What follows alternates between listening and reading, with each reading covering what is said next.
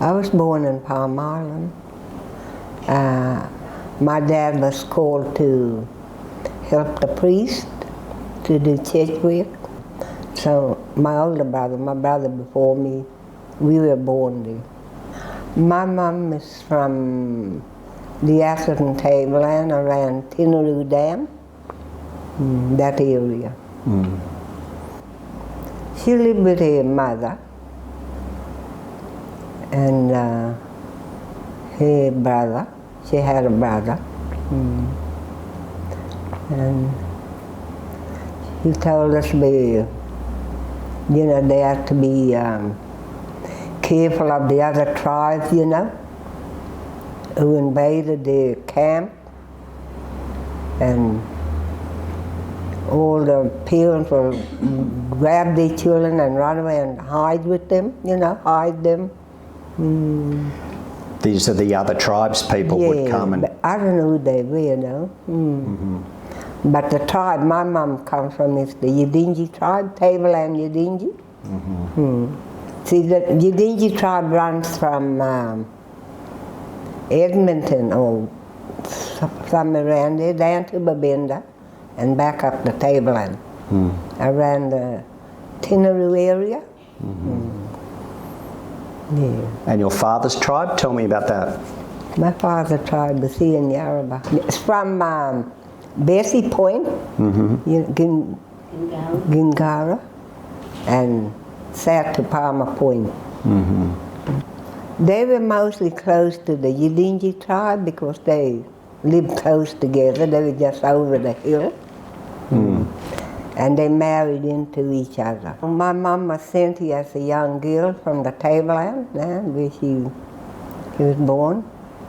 She was sent here the police sent her here when she was about 9 or 10 years old for something that she didn't do or commit. And she stayed here. She didn't go back to her mom. She stayed here, and my dad met her. He was in the dorms, and they became of age, and she didn't want to go back to her mom. So she and my dad got married.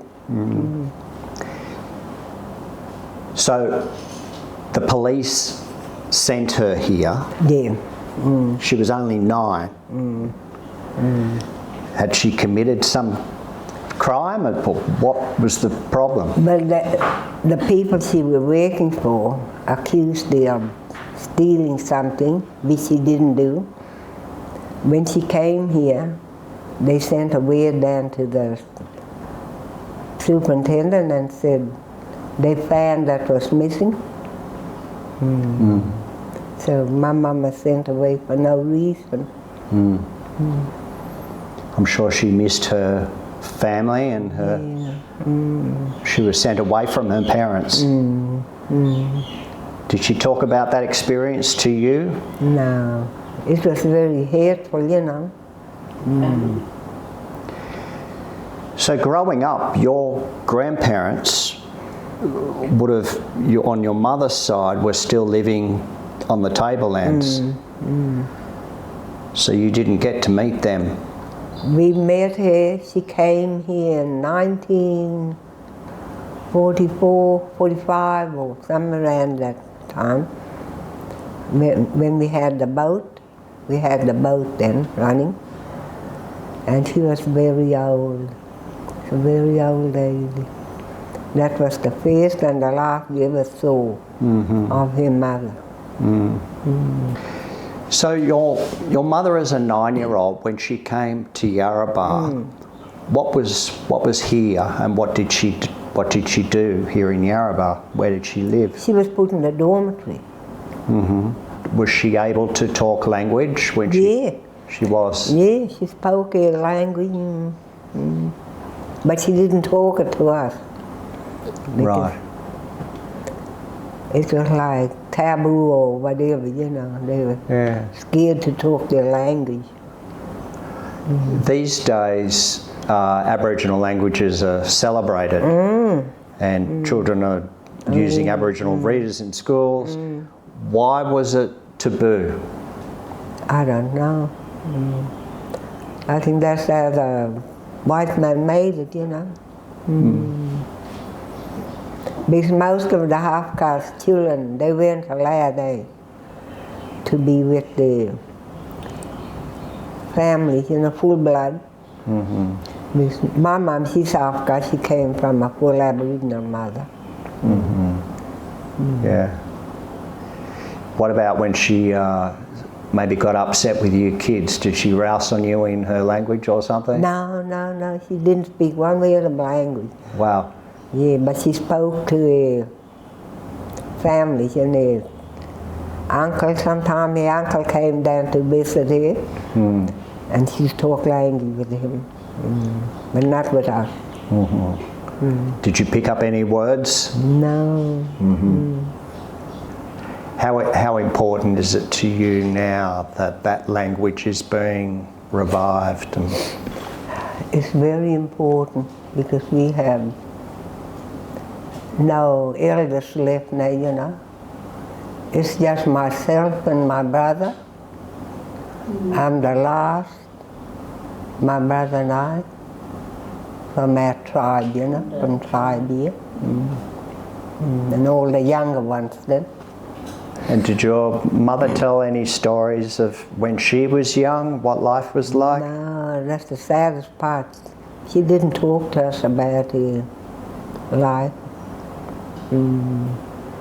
I think that was fear put into them, you know. They were too scared to talk about the upbringing.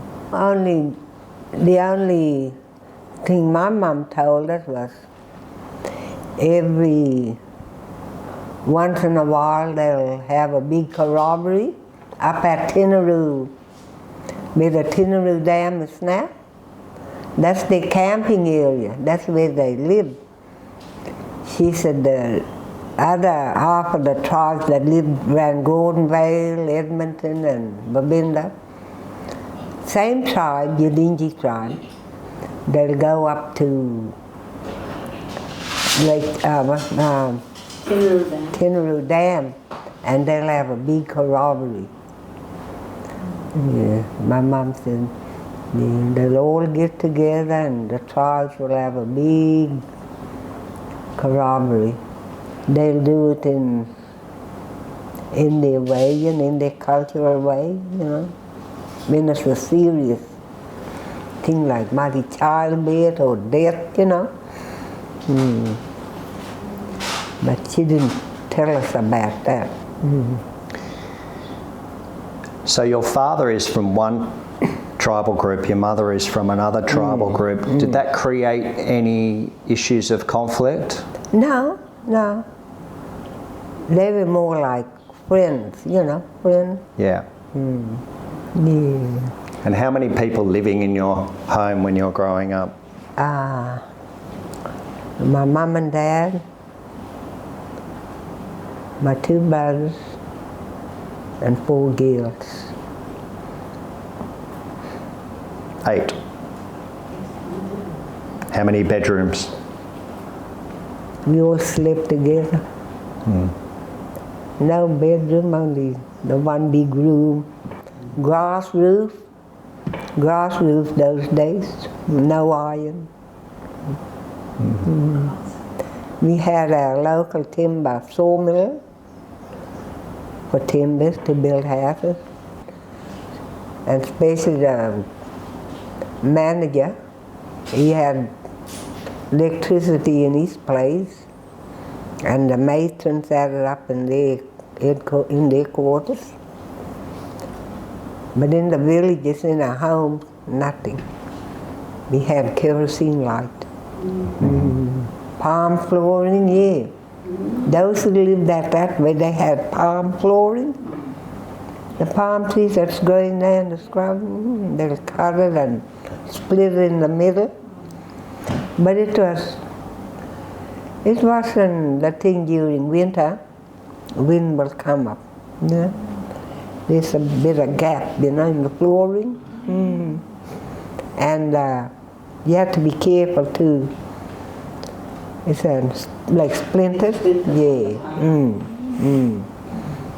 Yeah, it was all right during summer, but not winter. Every night my dad would sing with us, you know. He'll sing, I don't know if you know Jesus Bids Us Shine. My dad, every night, with our kerosene lamp going, he'll sing with us. Well, my dad, after service and when we finished Sunday school, we used to go to the beach, go along the beach, sit down, and yeah, we'd have a Sunday day out. The beach was wide, and it was like that, you know, like that, the beach. But now, you can see it's shrinking. There's not much room on the beach now, you know, to walk around. It was beautiful one time ago. Shells along the beach, white sandy beach, but not now. What's the reason for the change, do you think? Oh, I don't know. Probably Australia is sinking.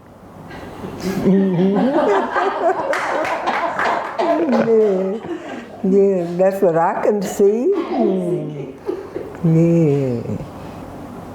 When did they put you in a dormitory? When we were 10 years old. Ah. Away from your mother and father? Why did they do that? But they thought that they weren't good enough to look after us. And so you stayed in the dormitory from 10 to 18 years of age? 16. 16. 14. Did you see your mother in that time? Yeah. Come out on the weekend, Friday evening after school. We'll pack our belongings and come home to our fields to spend the weekend with them. And how far away was the dormitory from their home? The dormitory was up here. Yeah, and the home was close by? Yeah, just down the road. But your parents couldn't walk up the road to see you Monday to Friday? No, they weren't allowed to come and visit us. They weren't?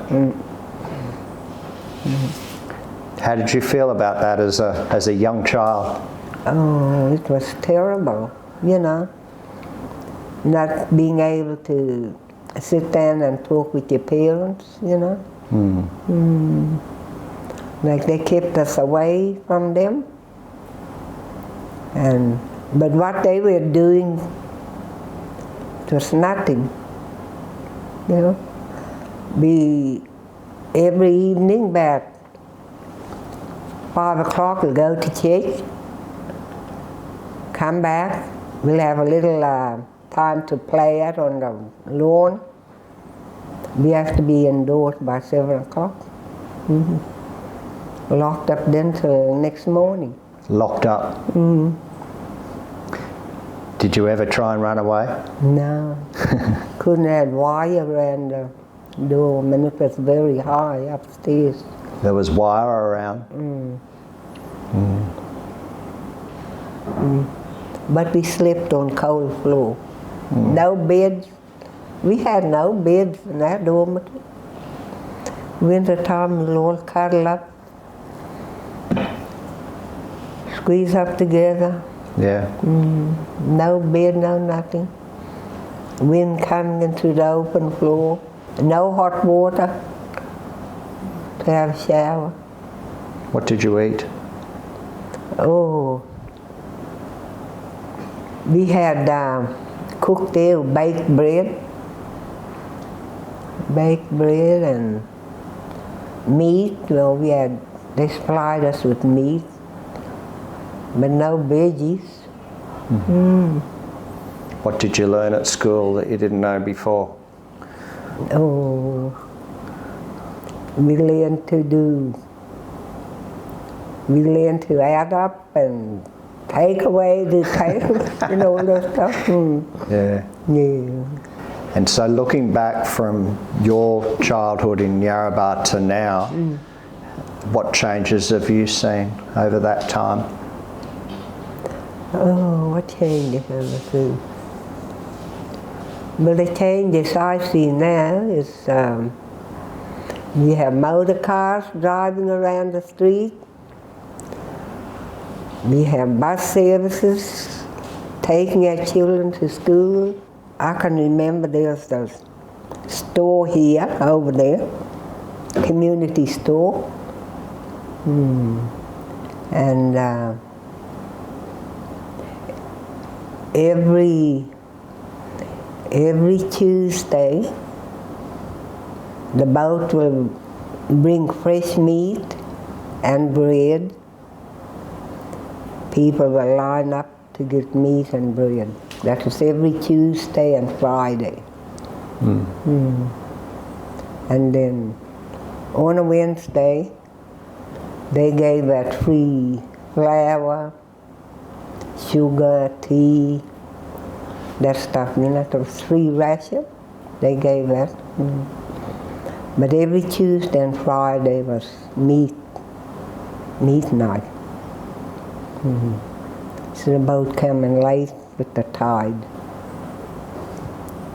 What about on the weekends? What kind of activities would you have done as a child or a young person? Oh, we just play around the place with our friends. When the tide was high, we'll go swimming in the salt water, get stung by jellyfish, not the small ones now, but the big ones, the bigger jellyfish. When we got stung and went home crying, we get a belting from our mother for going into the salt water. And when it was raining, the creeks will be flooded out. So we'll walk out to the creek to swim in the fresh water. Oh, they were good days. We had a, good childhood upbringing. We didn't need to go to the shops or go, sightseeing. We had everything here. We were happy. And for holidays like Christmas or whatever, my cousins took me out. Hey, Granny and Grandfather, my two cousins, they'll take me out for camping, might be a week or 2 weeks. They'll take me over that way or out that way to the back beach. Took me out camping with them. What did you eat? Damper. Couldn't get bread those days. Had to make damper. Damper and fish and crab, whatever they get. Yes, my mom used to do pandanus with, but we call it yakka. That's the prickly trees. And that was her hobby, by making baskets and selling it. The superintendent will buy it off them and they'll sell it to Church Army in those days. Church Army. Did she teach you how to do that? Yeah, I sat and watched, yeah. You still do it now? Yeah. But to go out and get the pandanus, it's hard work. But you have to take all the prickles off, put it in the sun to scorch it a bit, then reel it up, put it in keels, then let it dry. What about music? Did you grow up listening to music or playing music? Oh, my husband was a musician. He played the guitar and that sang. Yes, they had dances regularly. Her grandmother and grandfather, every Friday night they'll put on a dance There was a big hall just over there. And her grandmother and grandfather, my cousin, they were the musicians. She played the mandolin. Her grandfather played the mouth organ. And they were all just playing guitar. My husband, my son of them played the guitar. Now the old fellow will be using the big drum. Yeah. That was the only entertainment, hey, that was here. Oh, over here, that was a big dancing ground there. When the loggers pull in, the loggers with the Torres Strait Islanders men on board, when they pull in during the week, every Friday night, they'll come and there'll be a big corroboree dance up here, island dance for them. They don't know if they do corroboree or what. See, corroboree and their dance are two different cultures in the dance. Ours is like let's shake a leg or whatever. But them, yes, they dance too, but in a different way to our lot. They'll come and dressed up with their red sarong, you know, they'll have their red sarong on. And some of the young women they'll bring a powder, you know, perfume. They'll walk along each row and sprinkle powder on them. You said they'd come in on a Friday night. Why were the islanders here? But when they finish, they were divers, you know, pearl divers or choker shell divers. They'll come in and anchor over there. Is this in like the 50s, the 60s? Yes, before 40s. 40s. Before our time. Okay. We just listen stories from them. Yeah. You know this roundabout here? That's where they dance. It was nice and flat. And would there be music as well as dancing? No. Just singing and hitting the drums, you know. Clapstick. So you remember them having clapsticks? Yeah. No guitar, nothing. Yeah. And when they sang, would they sing in language? Yeah. So they were using language when they had those cultural times, the dancing and the singing. They weren't using English. No. It's all language. Did you ever leave Yarrabah and go to other areas when you were, say, with your family on the weekend? Did you go to Palm Island or go up into Cairns? No. Just stayed here? We were still under the Act. The government still had control over us. To go to town, we had to get a written permit to leave Yarrabah, you know, if you want to go and visit or go to town to shop. Have to get permit.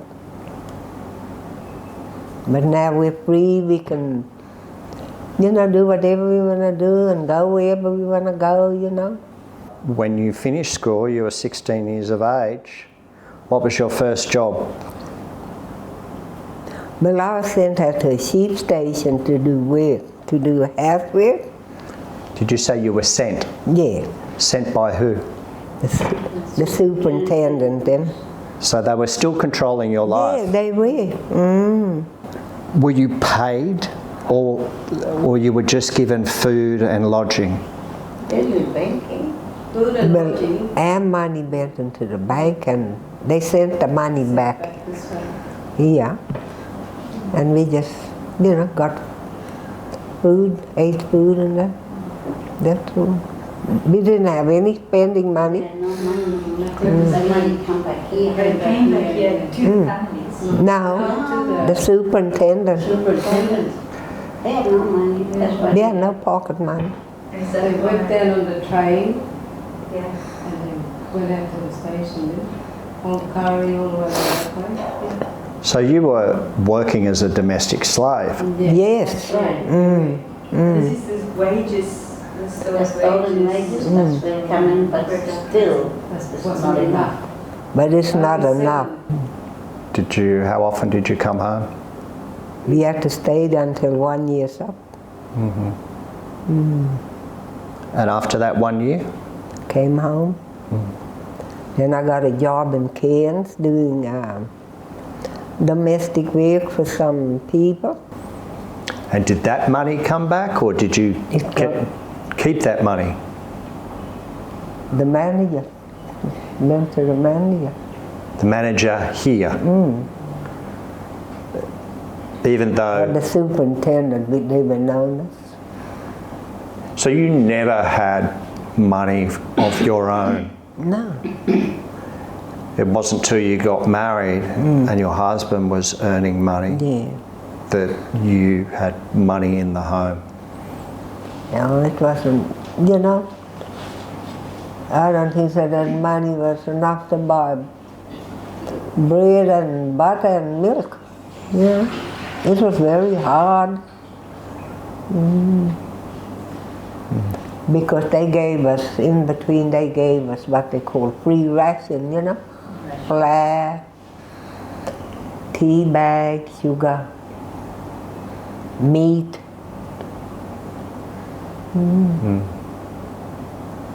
It was hard.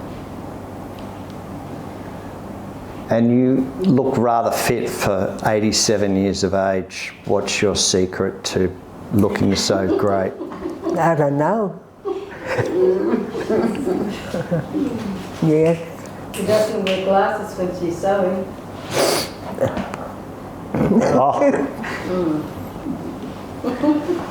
But I never drank in my life. Never smoked. Was there a reason for that? No, I just didn't take it up. I seen my other mates drinking and smoking, but I don't know, I just... I wish I'm born with you. I just didn't, you know, bother about it. I was with a couple of friends one time ago and they were drinking beer. And they said, would you like to have a taste? So when I tasted that beer, oh, I nearly vomited my guts out. Yeah, no, I wouldn't. I said, no, I wouldn't drink it. Do you think young people are growing up with pride about being Aboriginal now and not having the fear and the shame that you had when you were growing up? Yeah, I think so. I think they, you know, they're proud of who they are and what they are. I just tell them to be, you know, don't go around